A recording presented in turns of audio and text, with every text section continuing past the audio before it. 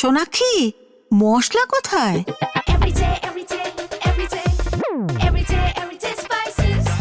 Everyday মশলা, দেশের স্বাদ।